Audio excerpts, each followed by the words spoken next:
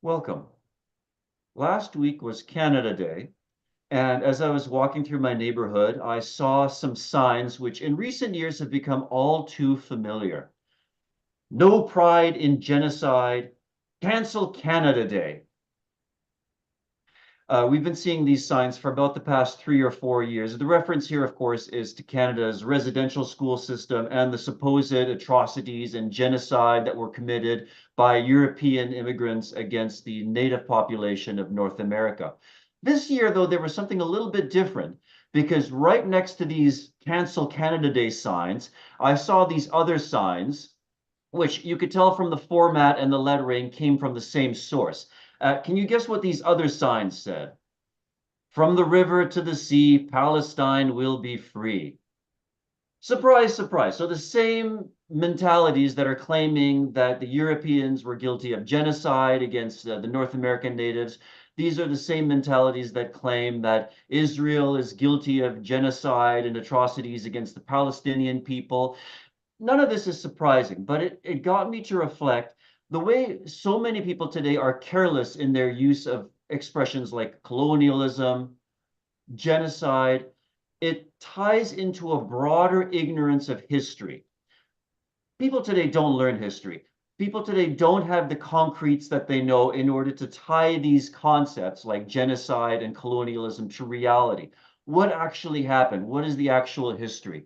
So today I'd like to explore this a little bit. In particular, I'd like to explore colonialism by contrasting it with subjugation or imperialism.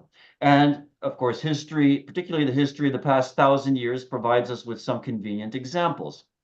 So last week, James and I talked about the Islamic Golden Age, and we talked about how, with the rise of Islam in 600 AD, the Muslims very rapidly conquered large stretches of territory, not only in the Middle East, but also the north coast of Africa, all the way to the Spanish Peninsula, and that they ruled these territories with the sword, very often forcing local populations to convert to Islam, or in many cases, punishing them if they did not. But what I'd like to focus on today is this period of about 700 or 800 years, which was the Muslim conquests of India. And the historian Will Durant famously described the Mohammedan invasions of India as perhaps the bloodiest story in history. Perhaps the bloodiest story in history. Now, if you know a little bit about how bloody human history is, that's a pretty bold and extraordinary statement. But we're going to get into some of the details here. And James, let's begin at the very beginning. So the Islamic invasions of India began sometime around the turn, just before the turn of the millennium, around the late 900s AD. And it began with the invasions of these various Turkish and Afghan tribes into sort of the west and northern parts of India. Can we just talk a little bit about the early stages, the first few hundred years of these invasions and what they were motivated by and what they hoped to achieve? Well, but as we were talking in the Golden Age, Islam itself had reached a cultural zenith. And let's say by the 13th century, they were already starting to decline, let's put it that way. But they'd reached the end of their Golden Age by the 13th century. And remember what we said last week. During that Golden Age, it was characterized by a degree of religious tolerance uh, for Jews and Christians within the Islamic world. But you're absolutely right. There, when we compare, say, Christian war and versus Islamic war, it is there's really not much to choose from in that regard that early on. Christians were engaged in the Crusades, for example, from the 11th century to the 13th century.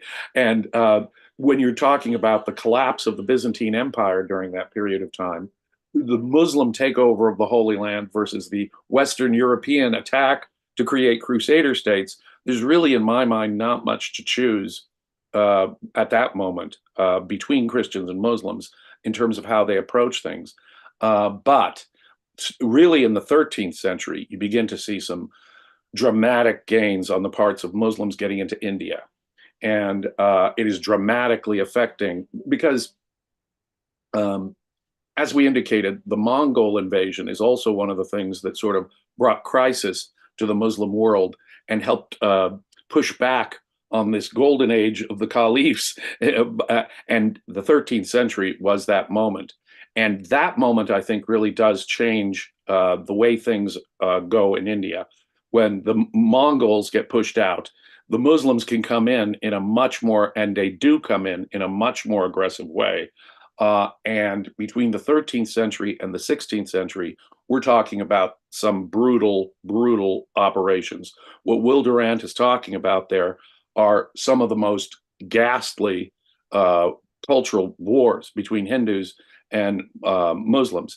And Muslims, by the 15th century, basically dominated the Indian subcontinent, and they dominated it in a brutal, brutal way. Yeah, I There's mean, no some modern historians, Indian historians, have described this as a Holocaust, the Islamic invasion of India as a kind of Holocaust, in terms of the scale of destruction and the scale of the carnage that happened. People will often point out how it's called the Mughals, and the Mughals are the Muslims who ruled India in the 15th, 16th, and into the 17th century. And during this period of time, it is the Mughals are becoming a very wealthy culture because of trade with the West. During this period, the Mughals are reaching kind of a zenith of their own, and often it is said they integrated Hindu culture in various ways into their own culture. Various other cultures are being syncretized into the Mughal culture. And we all think of that culture as reaching its zenith, say, with the construction of things like the Taj Mahal, sort of the visible. So you can see that there is a flourishing culture. And it's not the culture going on, however, in the West. As we pointed out last time, the seeds of Christian superiority and the Christian European takeover of the world had already been planted in the Middle Ages. Indeed, by this period of the 15th century and 16th century in Europe, you're seeing the rise of humanism, in the Christian world in a way you're not seeing it in the Islamic world, whether the Ottoman Empire, which controls present-day Turkey, or the Mughal Empire, which dominated a much bigger population in the Indian subcontinent. Both cultures are cultures, and they're producing all kinds of writing, poetry, architecture, things of that nature, but they're not developing the same kind of Aristotelian philosophical methodology or the emergence of humanism. And so this, again, while if I'm going to compare Christian conquest to Islamic conquest, let's take the Christian conquest of the New World. In the 1500s, in the 1520s and 1530s, the Spanish famously destroyed the Aztec civilization in North America, and then the Inca civilization in South America, first under Cortez in Mexico, then Pizarro in what is today Peru. There's really not much in a practical way to distinguish the two. The forced religious conversion, the brutal enslavement of the population. There's really very little in my mind in a practical way to see the difference between the Spanish and Portuguese era of conquest from Muslim conquest. This is a world in which they're not Boy Scouts, they're taking no prisoners, and one of the key motives on both sides, Christian or Muslim, is to force a conversion on the conquered peoples. And so in that sense, there's not much to choose until the Enlightenment. Until the Enlightenment of the 18th century, you begin to see some real differences. The 19th century, you can really begin to see some differences in the way Christians are, quote, colonizing the world versus the way Christians had previously done and the way Muslims had previously done. It's the Enlightenment that really changes the way the West is doing conquest and interacting with the conquered peoples.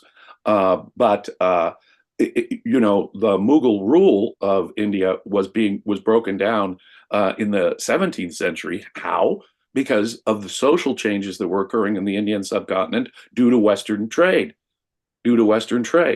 The British were able to get in there with the East India Company and get a foothold in the 17th century and particularly the 18th century. because of We'll, the we'll talk taking. about we'll talk about the British in a moment. I do want to go back a little bit. So you talked about the forced conversion to Christianity, forced conversion to Islam.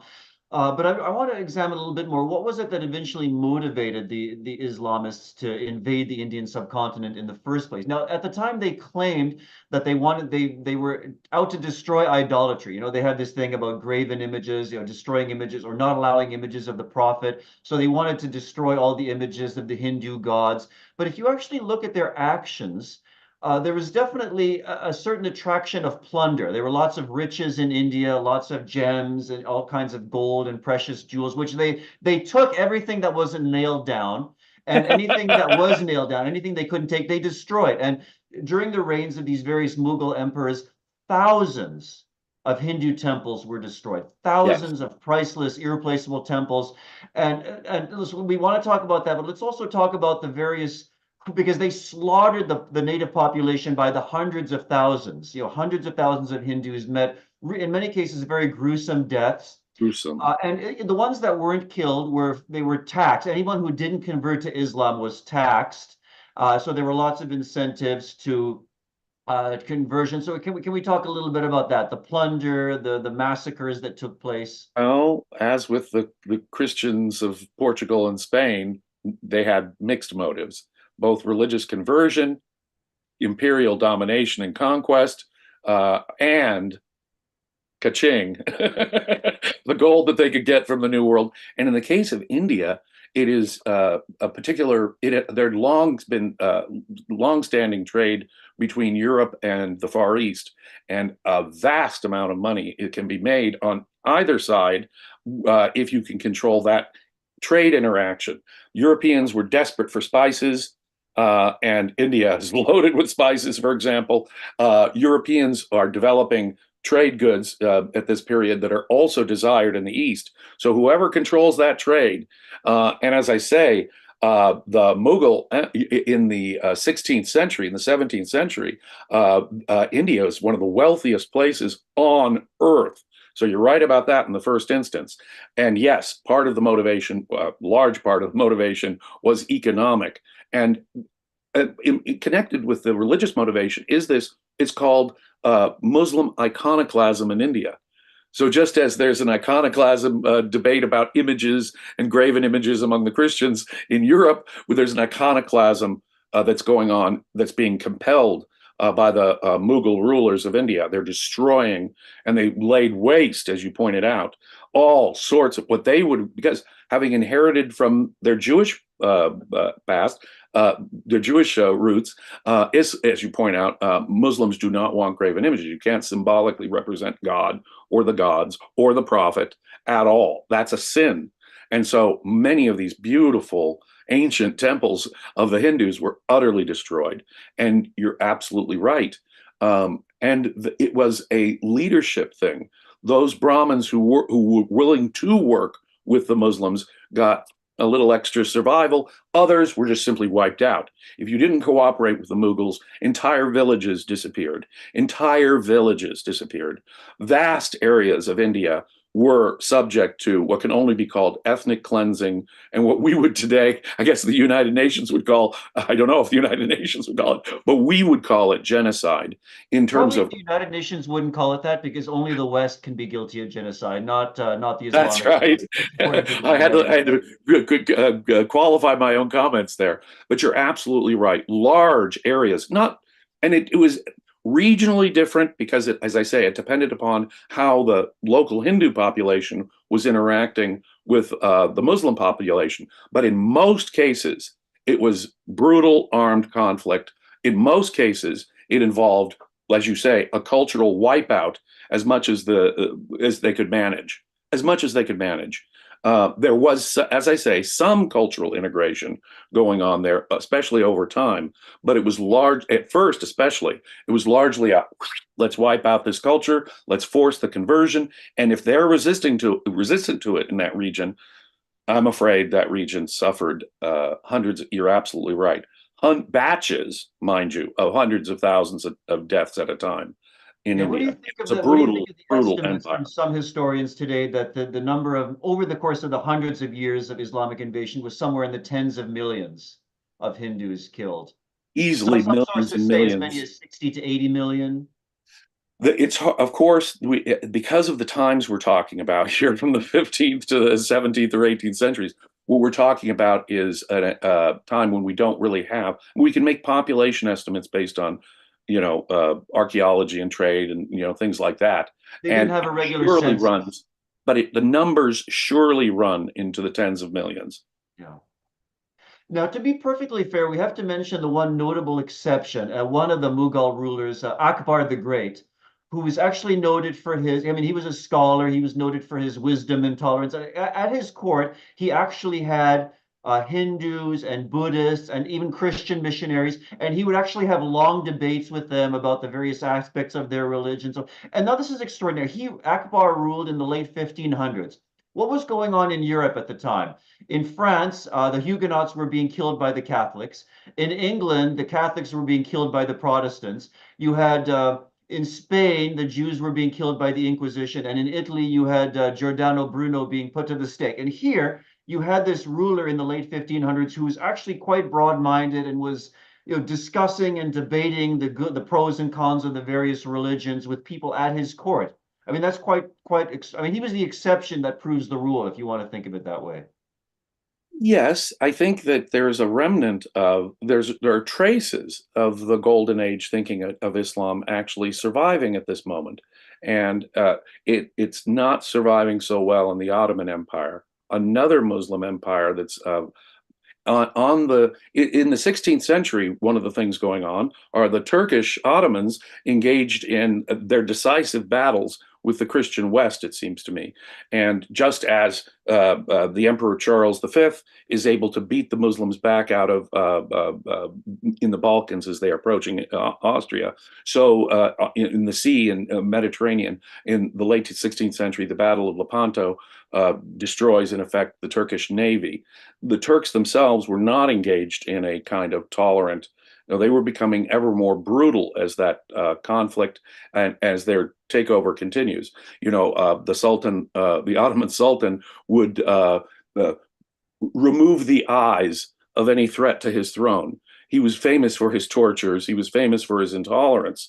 And so it's that conflict, I think, that makes the Ottoman Turks a Muslim, not tolerant culture, a closed culture, as opposed to what Akbar is doing in India. But you're absolutely right. If I were to say in the late 1500s, who is the most tolerant liberal society in the world, you'd be hard pressed to find a more liberal one than the Mughal ruler in India. But his successors less so, like his son and Less grandson, like so, the less famous so. Shah Jahan who built the Taj Mahal for his wife. I mean, they really brought back the intolerance, the tax on non-Muslims, the tortures and mutilations, and the whole scale plunder, destruction of temples, which really culminated with the rule of Aurangzeb, who was a particularly brutal and intolerant ruler in the late 1600s, right?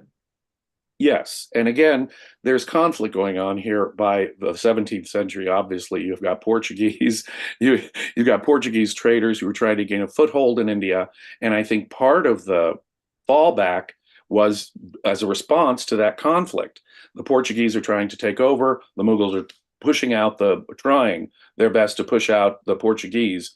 And that's the context for which the British East India Company enters in, and it can take advantage of the conflict going on between your Mughal rulers and your Portuguese traders who are trying to gain a foothold. And the British said, well, give us a foothold, in effect, the East India Company a foothold, and we'll help you out. And they took advantage of the internal difference, the internal conflicts that were going on in the Indian subcontinent to gain a trade foothold. Now, by the 18th century, there were battles between the British, via the British East India Company, and the locals, which enforced British East India dominance of the Indian subcontinent. But it was you begin to see some differences. It was focused on trade, less focused on religious conversion, Once the Portuguese are out, the British do have missionaries. And, all the way up to the 1800s, you can hear the Prime Minister, Robert Gascoigne Cecil, the Marquis of Salisbury, who was Prime Minister under Victoria. Even he is saying Christianizing the Indian subcontinent is one of our goals. But the intensity by which the forced conversion was going was different. In the 18th and 19th centuries, the British were far less concerned, although they stated it as a goal, even as late as Lord Cecil. But they were far less concerned about forced conversions, and they were much more interested in keeping a balance between the competing forces. So the British could come in and say, hey, you Hindus and Muslims have been at each other's throats now for centuries. We're going to try and keep the parties apart. And in doing that, the British sort of brought peace to India in a way that previous conquests had not. Let me put it that way. Yeah, and look at what happened when the British left India. You had this really violent partition of India and Pakistan, and perhaps we can say a word about that. But before we get to that, Well, but look at India today. India still has a parliament. India has a parliament, and it has one man, one vote as a principle. Now, where did they get that? They got that from the British. In India today, they have an educational system. Oh, they love cricket, but they also have an educational system with all kinds of universities.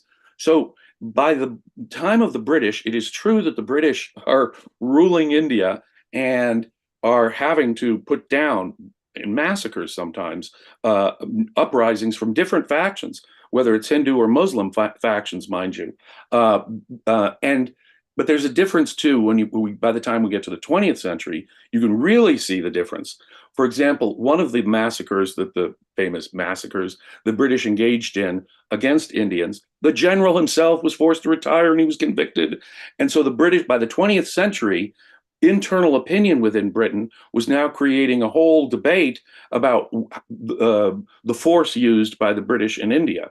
And it wasn't going over well with the English speaking world. And so that is what caused Indian independence, in effect.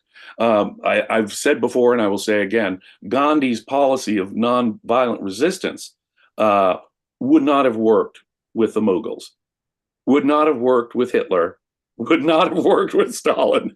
It was only because he was appealing to the English language newspapers in the West. And the population of Great Britain was in a very different spot, and they were having doubts about their own, sometimes brutal domination of India. I'm not going to take away one little bit from the fact that the British could be brutal in their domination of India, excuse me. And it did involve massacres. But by the 20th century, British generals were getting in trouble in Britain for those massacres. A very, very different change. And as I say, by the 19th century, the British were culturally improving India, civilizing India to a degree that no previous conquerors had ever brought to India. Yeah, because after all, they built roads, hospitals, schools, other infrastructure. Now, what do you think of the charge that sometimes, and this I think came up in that famous debate with Harry Binswanger and John Ridpath against Christopher Hitchens, the idea that the British had looted India, stolen its treasures, and brought it back. I mean, to what extent is that a fair accusation? Compared to, as we discussed earlier, that as being part of the motivation for the Islamic invasions of India, plunder, loot, Well, etc. Well, if you were to ask me at the end of the day, who gained more from the interaction, Britain or India, I would have to say, hands down, India. For all the resources that they were traded, and absolutely, whether it was the Muslims or the later Christians, it was the trade in spices and tea and the amazing natural resources of Southern Asia that they were all after. Those are natural resources. And natural resources aren't really the source of wealth at all, are they? I mean, the good folks of the Middle East were, walking over all that sand with all that wonderful petroleum under it without knowing that fortune until Western civilization came along and said, you guys have got all this amazing petroleum there. Similarly, I don't think that you can say natural resources is a permanent exploitation. It's not. Now, it's absolutely true that the Indian economy was forced into certain disadvantageous positions by it. by that trade. They had to do trade, for example, with Britain, and Britain was absolutely engaged in a trade. But it was a trade though, and India was getting something from the trade. It wasn't simply one way. And as I say, when you look at all the benefits of the interaction, including cultural ones and technological ones and political ones, India surely gained more from the interaction than Britain ever did. There were forces in the 19th century against imperialism. Disraeli, of course, the prime minister under Victoria, he arranged for India to become a true British colony and for Victoria to become the Empress of India and all that, so that East India Company wasn't the dominant force anymore. But there were people like Prime Minister Gladstone who opposed it. There were forces within British politics by the Victorian era that said, no, in fact, having an empire is a headache. We don't want this empire. It's more of a burden. This is what Gladstone and the liberals are kind of liberal in the 19th century in Britain was arguing. It is not good for us. It's more of a burden for us to have this empire. So I think that the entire Marxist way of looking at colonization is exactly wrong. They don't look at the cultural and political improvements that were brought by the British to the Indian subcontinent. They don't recognize that Muslims and Hindus had been at each other's throats for centuries. And it was the British who kept that tamped down. So that when you see the British leave in the late 1940s, and there's the partition, and now, of course, people didn't want the partition. We can all live in peace together. No, the partition itself caused a migration that caused suffering. But has the conflict resolved? No, they were back at each other's throats once more once the British left, and that could be visibly seen. So at the end of the day, British imperialism was probably a net benefit for India, as opposed to, say, the catastrophic genocides that the Mughals had brought, whatever the heights of their cultural achievements in the 16th and 17th centuries. Before we get to our final question, let's just check in with Daniel. Do we have any comments or super chats from our viewers?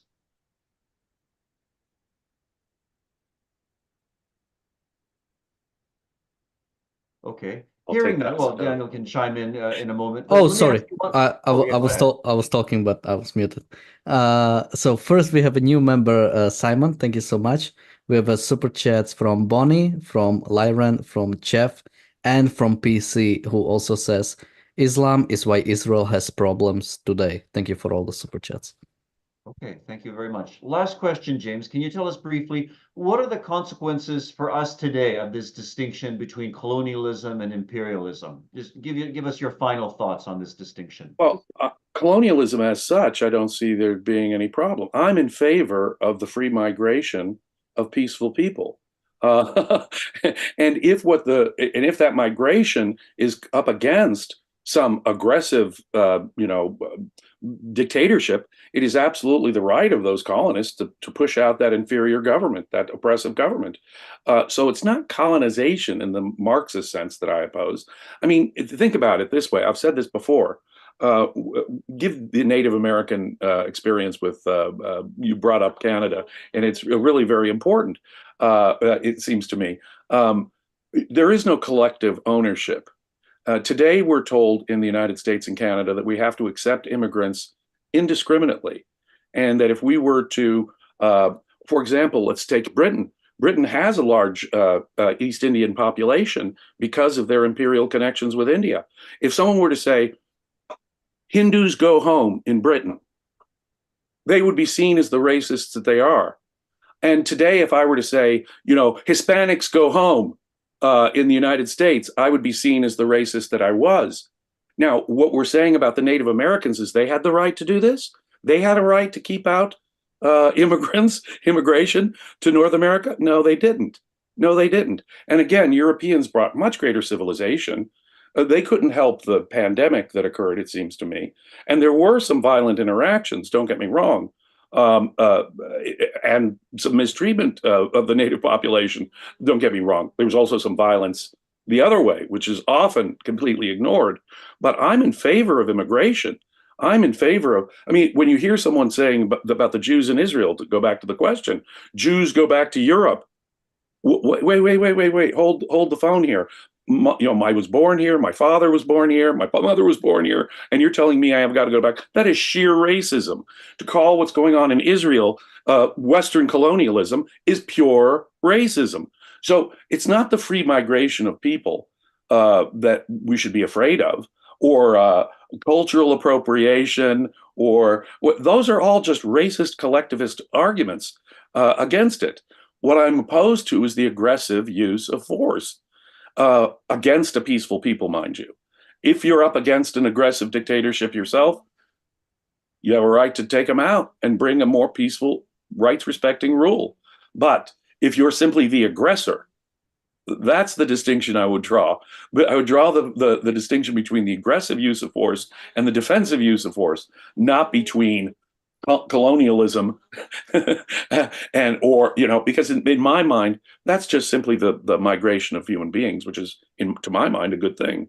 I think that's well put. So we need to wrap up because the reality show is starting in a moment. So everyone, please stick around for that. James, as always, thanks so much for sharing your historical insights and knowledge. Thank you to our viewers for your support and your encouragement. And we look forward to seeing all of you. Before we wrap up, let me just quickly jump in. I'd like to announce that tomorrow we are launching a new course with James Valliant.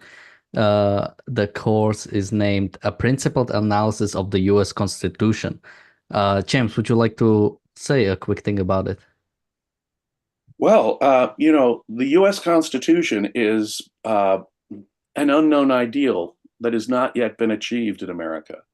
And we will be discussing the history of the interpretation of one of the most amazing, if not the most amazing, political charter ever written, and how the goal of individual freedom and rights that was its primary motivation has still not fully been realized, and that both left and right in their interpretation of the United States Constitution get it wrong.